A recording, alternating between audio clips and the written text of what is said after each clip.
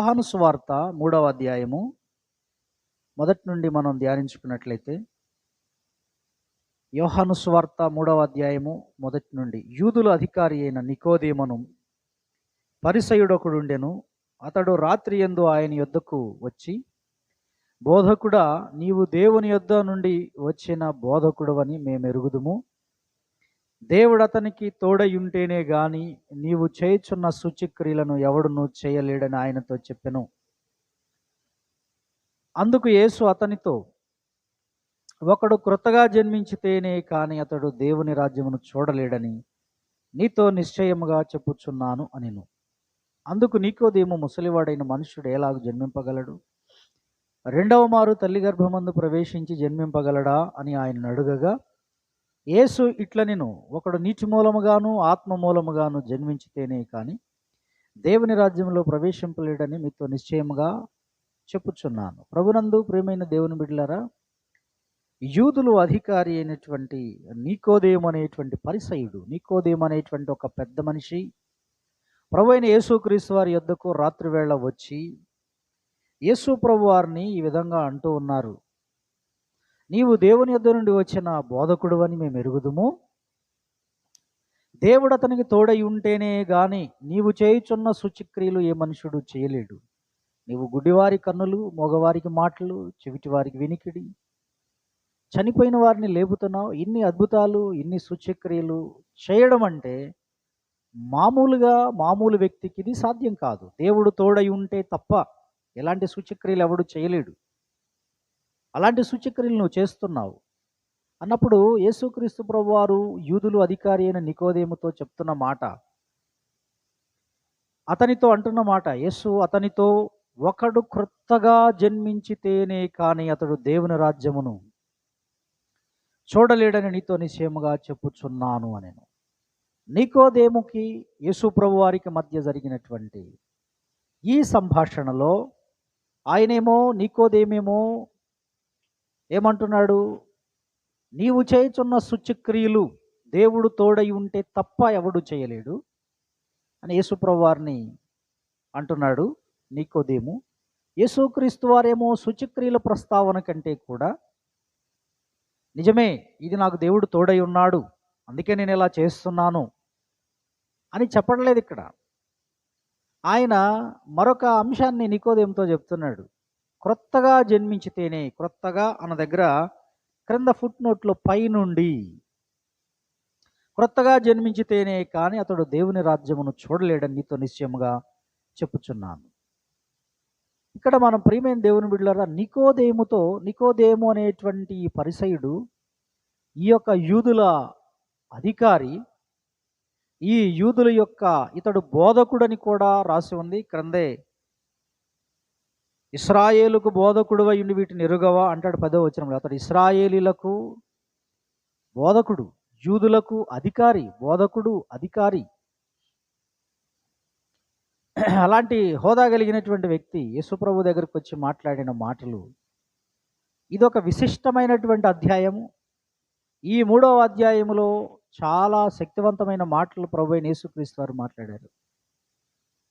ఇక్కడ నూతన జన్మను గురించి ఆయన మాట్లాడుతున్నాడు, క్రొత్త జన్మను గురించి మాట్లాడుతున్నాడు. ఒకడు క్రొత్తగా జన్మించితేనే కానీ అతడు దేవుని రాజ్యమును చూడలేడు. ఇతడు పెద్ద వయస్కుడు, వయసులో పెద్దవాడు, వృద్ధుడు, యూదుల అధికారి అండ్ బోధకుడు.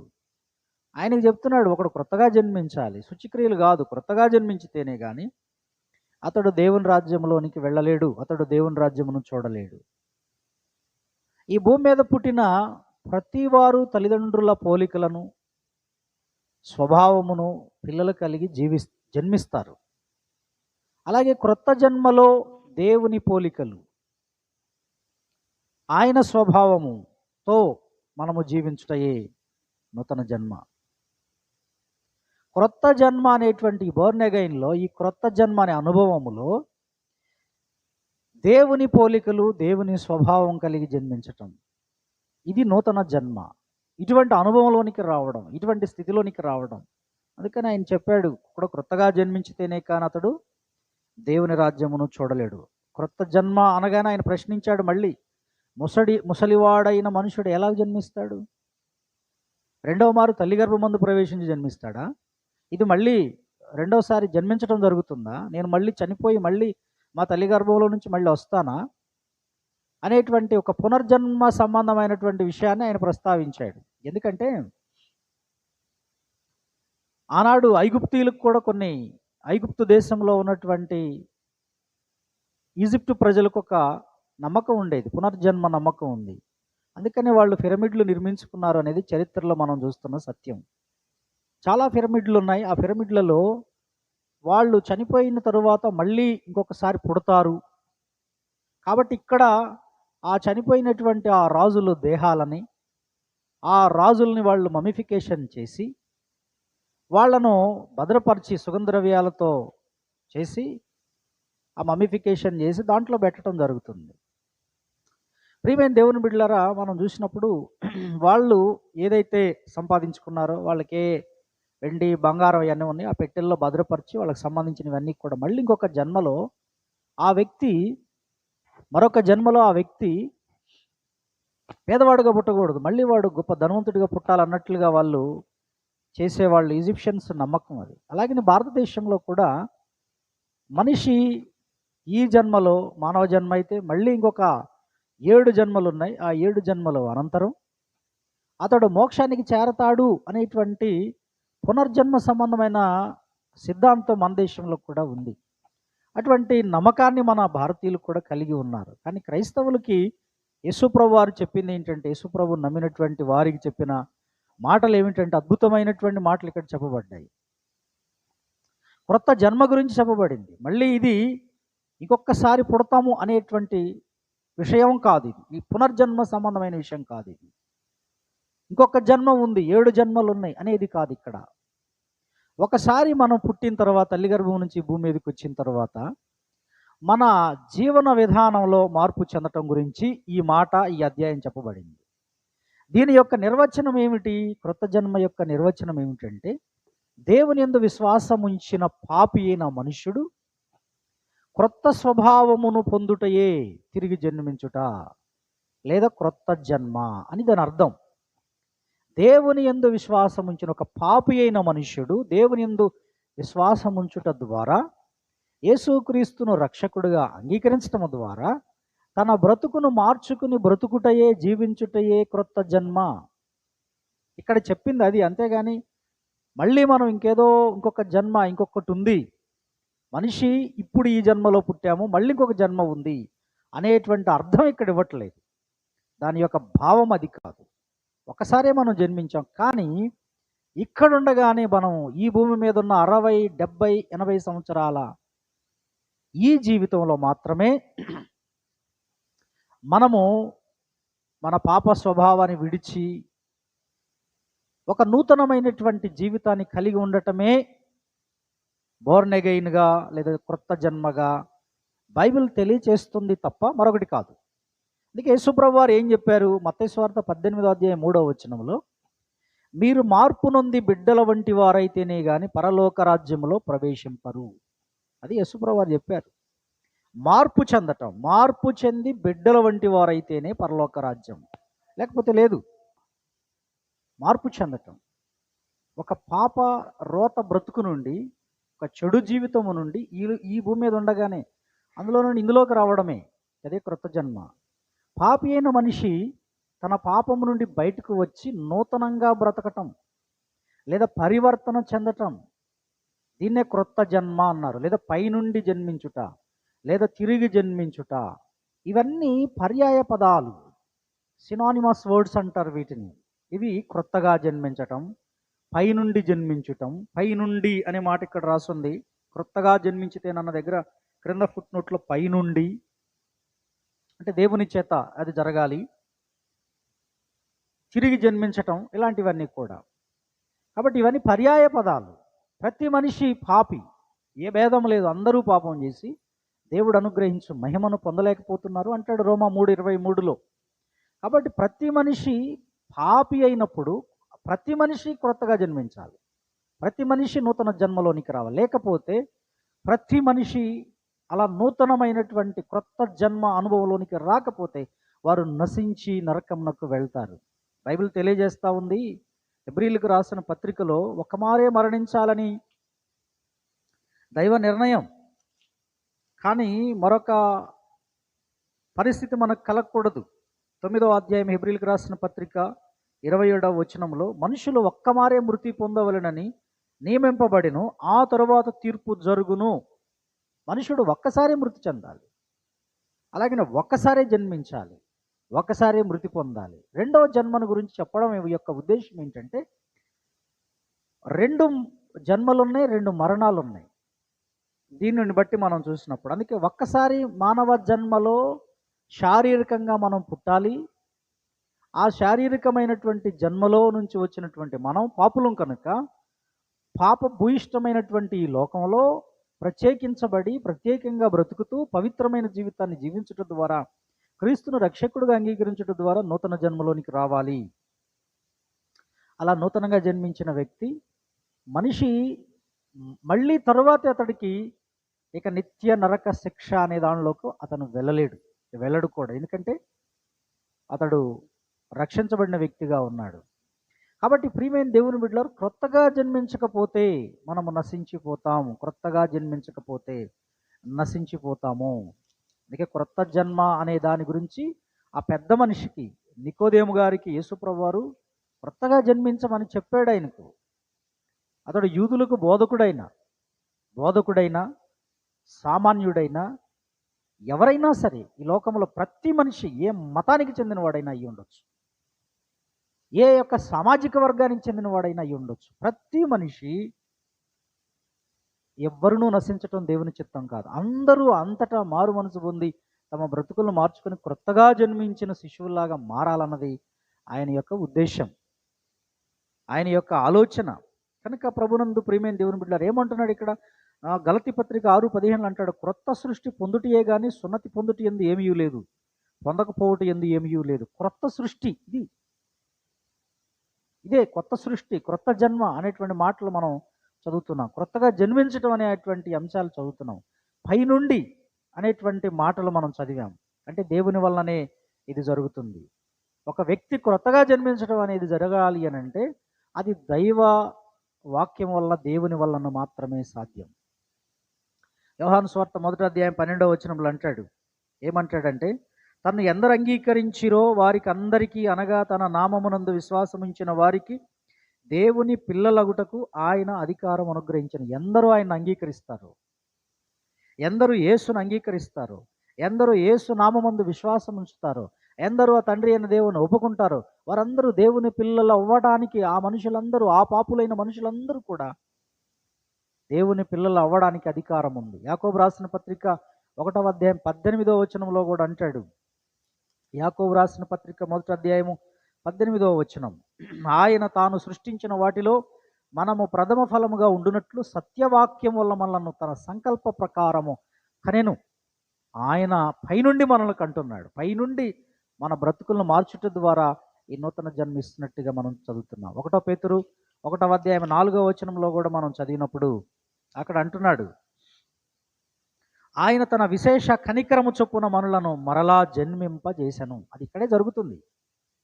ఇది మరలా 70 సంవత్సరాలు బ్రతికి మనం చనిపోయి మళ్ళీ పుట్టడం కాదు. అది కాదు ఇక్కడ చెప్తుంది.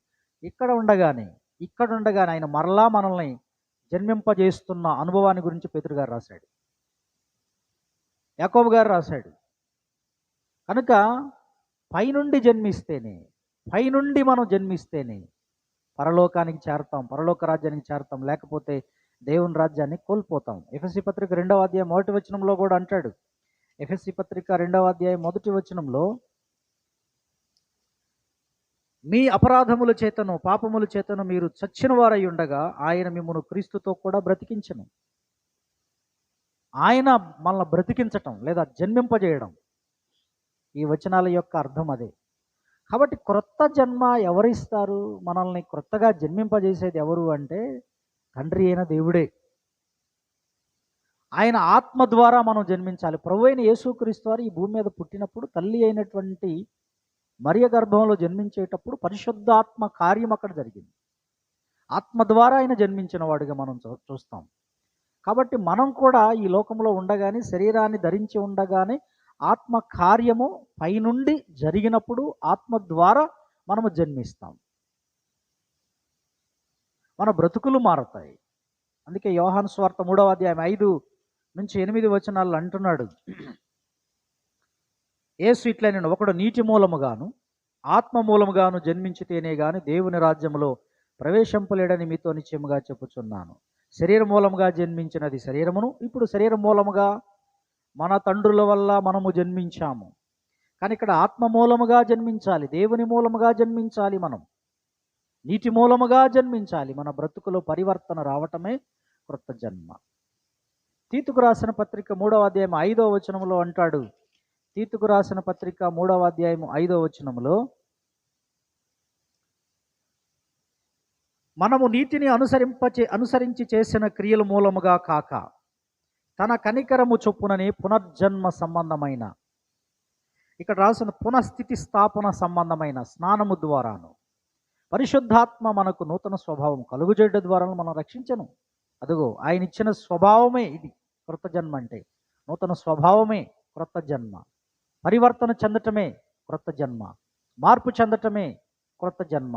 ఒకప్పుడు మనం ఇష్టానుసారంగా బ్రతికి ఉండొచ్చు, ఒకప్పుడు మనం పోయిన సంవత్సరం ఇష్టానుసారంగా బ్రతికి ఉండొచ్చు, 2023వ సంవత్సరంలో దేవునికి అయిష్టంగా జీవించి ఉండొచ్చు. నీ భర్తకి, నీ భార్యకి, నీ పిల్లలకి లోకంలో ఎక్కడ ఎవరు చేయనంత చెడు జీవితాన్ని నీవు జీవించి ఉండవచ్చు. అనేకమైన దురలవాట్లతో జీవించి ఉండొచ్చు. ఇప్పుడు క్రీస్తులోనికి వచ్చిన తర్వాత దేవుని వాక్యము చేత నువ్వు పట్టబడి ఆయన ఆత్మ ద్వారా కడగబడ్డప్పుడు ఆయన ఇచ్చు స్వభావము, ఆయన ఇచ్చేటువంటి జన్మ ఇక్కడ మనకు కనిపిస్తుంది. ఎవరు యేసుక్రీస్తును రక్షకుడిగా అంగీకరించి విశ్వసిస్తారో వారు నూతన జన్మ అనే అనుభవంలోనికి వస్తారు. అందుకే ఇక్కడ చెప్పాడు, ఒకడు నీటి మూలముగాను ఆత్మ మూలముగాను జన్మించాలి. ఇక్కడ నీటి మూలముగా అనగా దేవుని వాక్యమే. ఇక్కడ నీరు అనగా బాప్తిస్మం అని కాదు. నీరు అనే దానికి ఒక సాదృశ్యంగా దేవుని వాక్యమే ఇక్కడ కనిపిస్తుంది. దేవుని వాక్యము వల్ల మనము క్రొత్త జన్మలోనికి రావాలి. నీరు దేవుని వాక్యమునకు పోలికగా చెప్పబడింది. అలా మనం చదువుకున్నాం. యాకోబు రాసిన పత్రిక 1:18 కూడా మీరు చూసినప్పుడు, ఆయన తాను సృష్టించిన వాటిలో మనము ప్రథమ ఫలముగా ఉండునట్లు సత్యవాక్యము వలన మనలను తన వాక్యము వలన మనల్ని కన్నాడట. వాక్యము వలన మనం జన్మించేటట్లుగా చేశాడు. పేతురు రాసినటువంటి పత్రికలో కూడా 1వ అధ్యాయం 22లో, మీరు క్షయబీజము నుండి కాక, క్షయబీజము అంటే మన తల్లిదండ్రుల నుంచి వచ్చినటువంటి బీజం మనం చనిపోవడానికి కారణమవుతుంది. శాశ్వతమగు జీవము గల దేవుని వాక్యం మూలముగా అక్షయ బీజము నుండి పుట్టింపబడిన వారు. ఇది దేవుని వాక్యం మూలముగా నాశనము లేని అక్షయ బీజమైనటువంటి దేవుని యొక్క వాక్యం వల్ల మనం జన్మించాలి. దేవుని వాక్యమే మనం పరివర్తన చెందడానికి, మనము రుజుమార్గములో నడవటానికి, శ్రేష్టమైన మార్గములోనికి నడవడానికి కారణమవుతుంది. దేవుని వాక్యమే ఎంతో శ్రేష్టమైంది. కాబట్టి ప్రియమైన దేవుని బిడ్డలారా, ఒకడు నీటి మూలముగాను ఒకడు ఆత్మ మూలముగాను, ఆత్మ ద్వారా జన్మించాలి, వాక్యము ద్వారా జన్మించాలి. కానీ చాలామంది వాక్యాన్ని వింటున్నారు, పరిశుద్ధాత్మ దేవుడు సంధిస్తున్నా ఆ మనిషి మారట్లేదు. వాక్యం వింటున్నారు, పరివర్తన చెందట్లేదు. సంవత్సరాల తరబడి చర్చికి వస్తున్నా, ఏళ్ల తరబడి దేవుని వాక్యాన్ని వింటున్నా, ఏళ్ల తరబడి దేవుని యొక్క బోధలు సేవకులు బోధిస్తున్నా, ఎన్నో వాక్యాలు వింటున్నా, చాలామంది నూతనంగా జన్మించట్లేదు. వృద్ధుడైనా సరే, యవనస్తుడైనా సరే ఖచ్చితంగా తప్పనిసరిగా నూతన జన్మ అనే అనుభవంలోనికి ఈ సంవత్సరం నీవు రావాలి. నూతన జన్మలోనికి వచ్చినప్పుడే, నూతన అనుభవంలోనికి వచ్చినప్పుడే మనము ఆ పరలోక రాజ్యానికి చేరగలుగుతాం. ఈరోజున సంఘాల నిండా క్రొత్త జన్మ అనుభవం లేని వారే ఎక్కువగా ఉన్నారు. సంఖ్య చూడటానికి 1000 మంది ఉంటున్నారు, సభ్యులు చాలామంది ఉంటున్నారు, 100 మంది ఉంటున్నారు, సంఘ పెద్దలుగా చలామణి అవుతున్నారు, మరి ఇంకా చాలా పెద్ద పెద్ద హోదాల్లో ఉన్నటువంటి వాళ్ళుగా ఉంటున్నారు. కానీ సంఘంలో ఇన్నేళ్లుగా ఉంటూ, సంఘానికి వస్తూ, చర్చికి వస్తూ క్రొత్త జన్మ అనేటువంటి అనుభవం లేనివారుగానే అనేకులు బ్రతుకుతూ క్రైస్తవులుగా చలామణి అవ్వడం చాలా బాధాకరమైన విషయం. ప్రభునందు ప్రియమైన వారులారా, ఈ కార్యక్రమాన్ని వీక్షిస్తున్నటువంటి వారులారా, నూతన జన్మ అనుభవం చాలా గొప్పది. నూతన జన్మ అనుభవం నిన్ను నరకానికి వెళ్లకుండా చేస్తాం. నూతన జన్మ అనుభవం లేదు, ఈ పరివర్తన చెందటం అనేది, మార్పు చెందటం అనేది నీవు నిత్య జీవానికి వెళ్ళడానికి కారణమవుతుంది. కొత్తగా జన్మించుట. ఒకడు క్రొత్తగా జన్మించితేనే అతడు దేవుని రాజ్యమునకు చేరుతాడు, లేకపోతే చేరడు. క్రొత్తగా జన్మించాము అనటానికి రుజువులు కూడా దైవవాక్యంలో ఇవ్వబడింది. ఏమిటి అని అంటే, యోహాను పత్రిక 2:29 వచనంలో, దేవుని మూలముగా పుట్టిన ప్రతివాడు నీతిని జరిగిస్తాడు.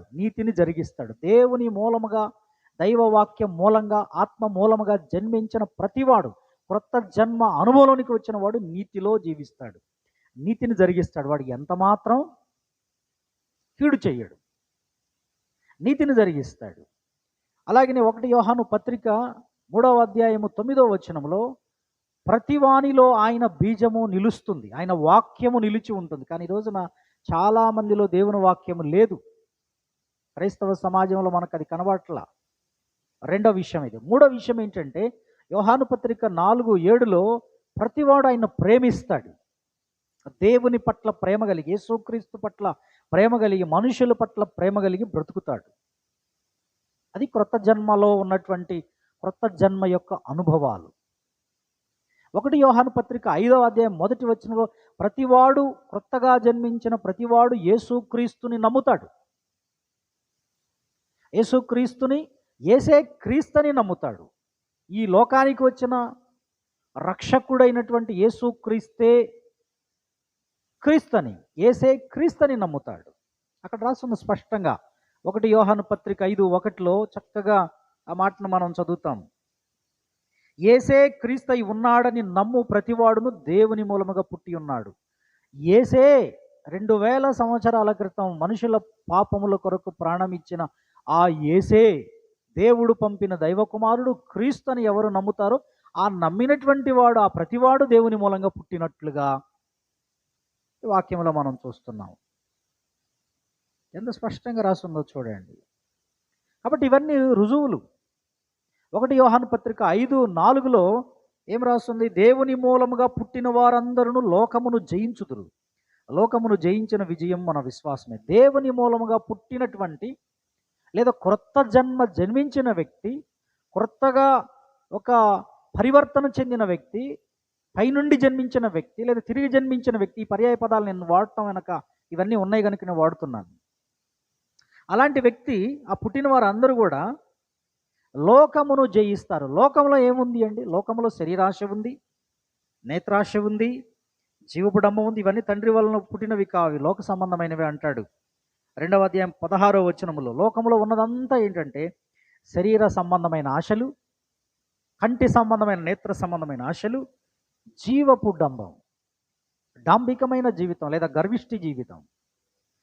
ఇవన్నీ జయిస్తాడు, లోకమును జయిస్తాడు, లోకములో ఉన్నవాటిని జయిస్తాడు, లోకంలో వచ్చే శోధనలు జయిస్తాడు దేవుని మూలంగా పుట్టినవాడు. వీటన్నిటిని జయించిన విజయము మన విశ్వాసమే అంటున్నాడు. కనుక ప్రియమైన దేవుని బిడ్డలారా, దేవుని మూలముగా పుట్టిన వారిలో ఈ 5 సంగతులు కనబడతాయి. నీతిని జరిగిస్తాడు, ఆ వ్యక్తిలో మరి ఆయన బీజం నిలుస్తుంది. 2:29లో చూసినట్లయితే, ఆయన నీతిమంతుడని మీరు ఎరిగి ఉన్న యెడల ఆయన నీతిని జరిగించు ప్రతివాడును ఆయన మూలముగా పుట్టి ఉన్నాడని ఎరుగుదురు అంటాడు. నీతిని జరిగిస్తాడు. ఆయనలో బీజం, ఆ వ్యక్తిలో ఆయన బీజం నిలుస్తుంది. ఆయనను ప్రేమించేవారిగా, ప్రేమ కలిగిన వారుగా ఉంటారు. యేసే క్రీస్తుని నమ్ముతాడు, లోకమును జయిస్తాడు. ఈ 5 సంగతులు మనకు కనబడతాయి. క్రొత్తగా జన్మించిన యొక్క క్రొత్త జన్మ జన్మించిన వ్యక్తి యొక్క జీవిత పరిస్థితులు ఎలాగుంటాయంటే, ఆ వ్యక్తిలో హృదయంలో మార్పు కలుగుతుంది. వాటి ఫలితాలు మనం ఆలోచన చేసినప్పుడు హృదయంలో మార్పు, పాపం అంటే అసహించుకుంటాడు, జీవితంలో మార్పు, వ్యక్తిత్వంలో మార్పు, యేసుక్రీస్తును ప్రేమించటం, పరిశుద్ధమైన ఆశలు కలిగి జీవించటం, సత్క్రియలు చేసే వ్యక్తిగా వాళ్ళు ఉంటారు. ఇది నూతన జన్మ యొక్క విధానం, నూతనముగా జన్మించిన వ్యక్తి యొక్క స్థితిగతులు.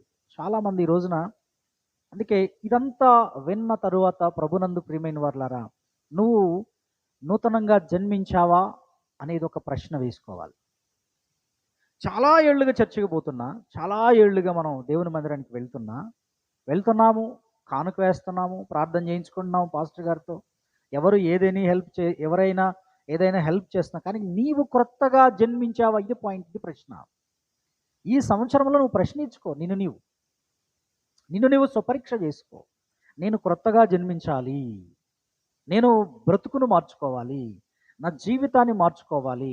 నేను అలా మార్చుకుంటే ఇటువంటి క్రొత్త జన్మిస్తేనే పరలోకానికి చేరతాను. లేకపోతే అయ్యో నా కోసం అది ఉంది, నిత్యాగ్నిగుండం ఉంది అనే భయముతో ప్రభు తట్టు తిరగాలని మనవి చేస్తున్నాను. పరీక్ష సంవత్సరములోనైనను మార్పు చెందనటువంటి నీవు, క్రొత్త జన్మలోనికి రానటువంటి నీవు ఇప్పుడైనా దేవుని మూలముగా జన్మిస్తే, ఈ సంవత్సరమైనను ఆత్మ మూలముగా జన్మిస్తే నీవు నిత్య జీవానికి చేరుకుంటావు. యుగ యుగాలు శాశ్వతమైనటువంటి ఆ నిత్య జీవాన్ని కలిగి ఉంటాం. మనం దేవుని రాజ్యానికి చేరుతాం. కనుక ప్రియమైన దేవుని బిడ్డలారా, క్రొత్తగా జన్మించుట,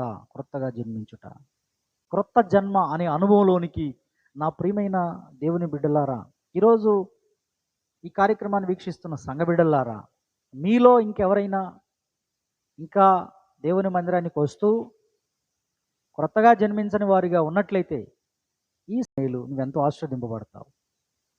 దేవుడు తన మాటలు దీవించునుగాక. ఆమేన్. ప్రార్థన చేసుకుందాం.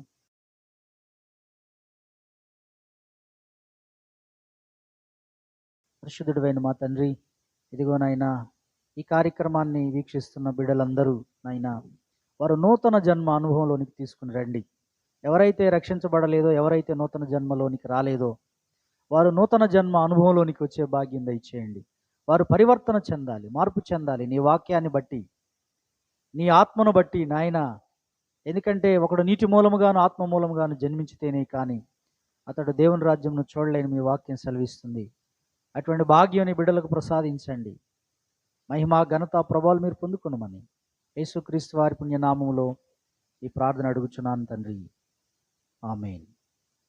తండ్రి అయిన దేవుని ప్రేమ, యేసుక్రీస్తు వారి కృప, పరిశుద్ధాత్మని యొక్క నిత్య సహవాసము ఇప్పుడు ఎల్లప్పుడూ సదాకాలం మనందరికీ, ఈ లోకంలో ఉన్న సకల పరిశుద్ధులకు తోడై ఉండి నడిపించి కాపాడునుగాక. ఆమేన్. Praise lord. మీ అందరికీ వందనాలు.